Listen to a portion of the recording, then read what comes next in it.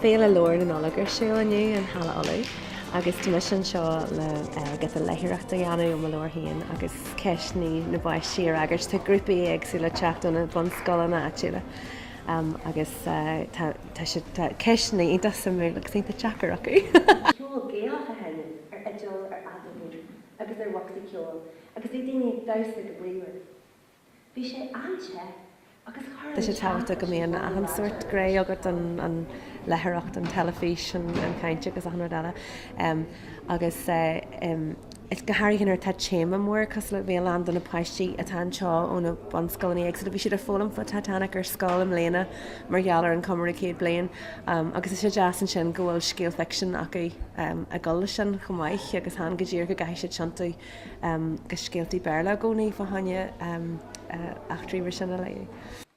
Tá pobl mór ar fod na tíre a bhfuil Gaeilge acu agus ó léú na Gaeilge acu. Ach níl an pobl sin ar an neall sa stáilm. Fa méid na leorthaí Gaeilge tar fáil fa chuide go maithí agus atá na leorthaí sin agus go réim sin tá leathan leorthaí an. So tásúlagainn leis na hocadí seo go dtéag le ard phobal na Gaeilge a dhéarú ar leorthaí agus ar léthreacht na Gaeilge. An hála seo, Pili muid hí stáire. Bhí muid ag fólam faoi star hála álaí agus bhí sé an samú. So ar Roland seo go leir inniu? Dúirlim. Agus a maith gurí teachtarrás an seoirí? Go cinse.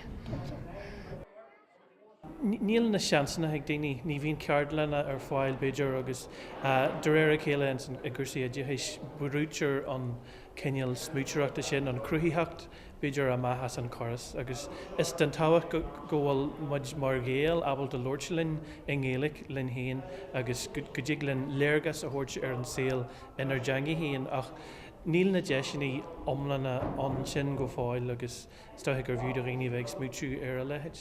Bhín sé deachar daoine agus sppragu le bheith léú mar bhfuil sin acu cealda ón chiaháin charbheith agus go dmhórpáistí sa láta nniuhan bín an ard géirithe ar Canada ar tlaithí ríbareacht agus rudí den ceal sin agus dá réir sin tá na leorthaí fáca sa cháneal agus gan daine bí buint le agus tá muidir géirí Canada leorthaí a thuirt sin bethe agus daoine ága bheith láthair le go bhí sin aine ar na húdar agus dá réir sin go méid teiscin deacu ar go dtéad th chúil na leorthaí agus beidir go sprecí sin iad leis na leorthaí cheanad.